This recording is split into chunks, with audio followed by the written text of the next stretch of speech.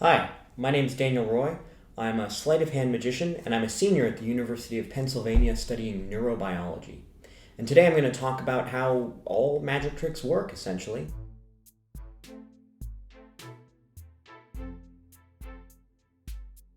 There are four basic elements to any magic trick, and they are the effect, the method, the presentation, and the design. So, I'm going to talk about each element individually, and I'll give you an example of each one. Now, the effect is the magical phenomenon that the audience experiences. So I'll give the cards some shuffles,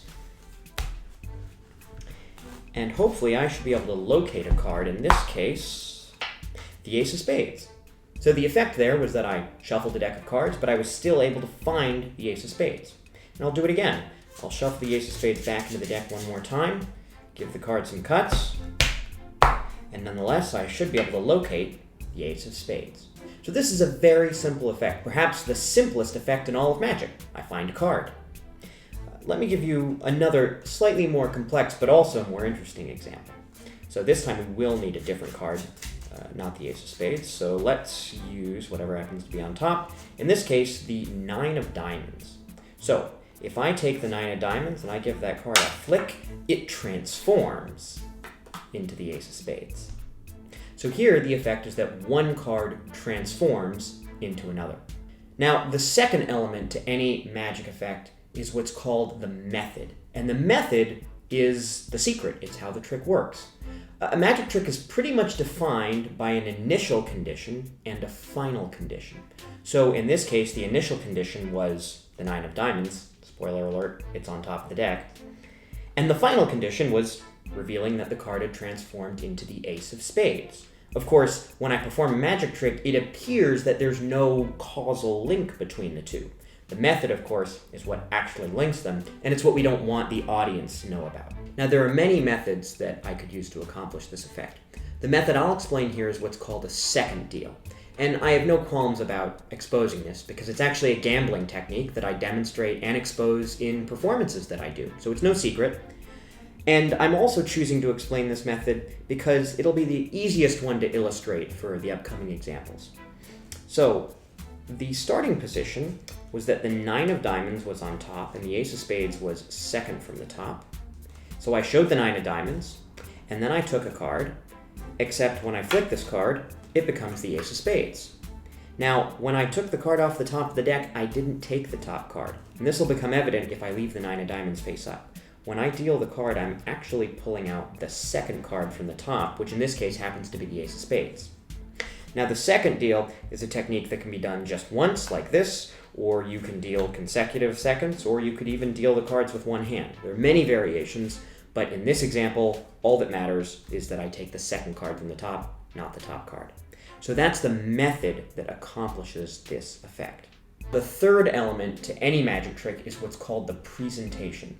And the presentation is just what I say during the trick.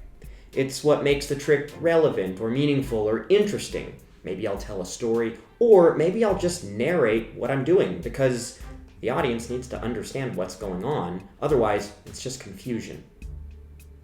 Now, the fourth element to any magic trick is what's called the design. The design is the underlying structure that, in a way, links the method and the effect and the presentation together. And what's unique about design is that usually, if you want to have a big change in the audience impact, right, how impressive the audience finds the trick, you have to make a huge change to the effect, or a big change to the method, or a big change to the presentation. But with design, often a tiny 1-degree change is enough to have huge changes in how the audience experiences the effect and in how impressive they find it. So I'll do the effect again. This time, for example, the top card's the Ten of Hearts.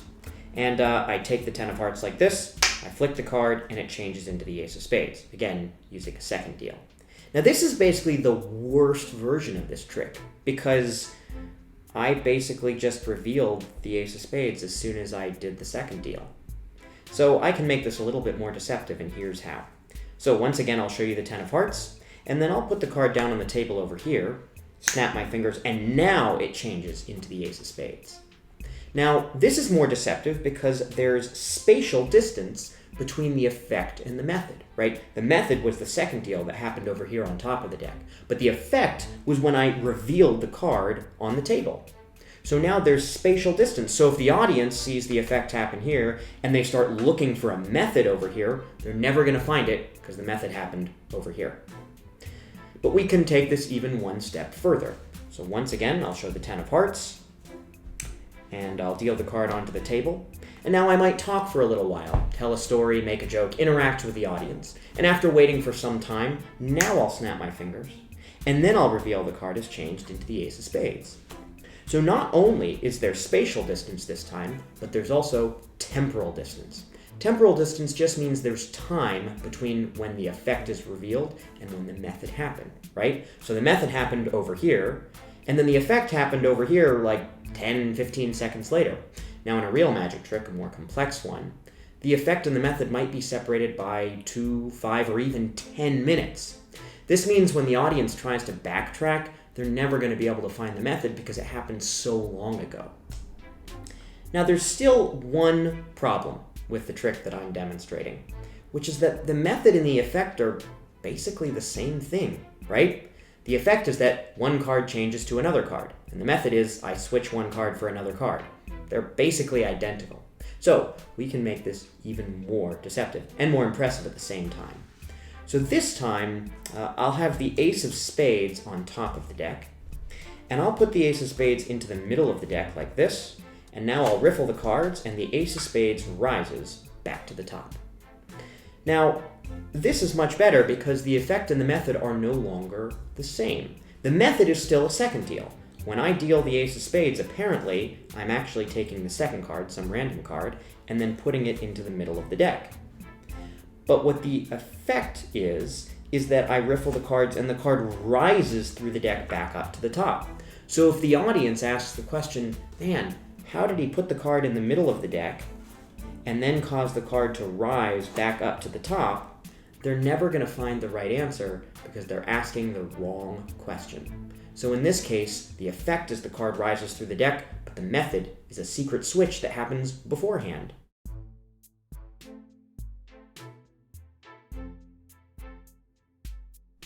But I can even take this one step further. This time, I'll use the ace of spades again, and I will put it probably, why don't I put it about halfway down in the deck? Yeah, about maybe halfway down.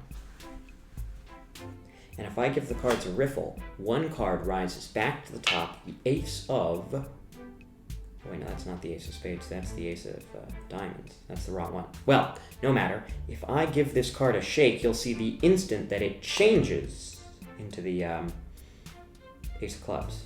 Still not the right ace. Okay, watch closely.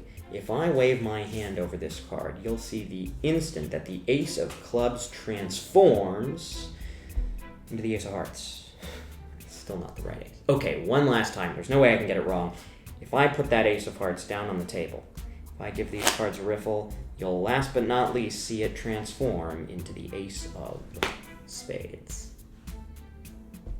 So, hopefully as a result of this, you have a better understanding of the effect, the method, the presentation, and the design, and you understand how all of these elements come together to construct a magic trick.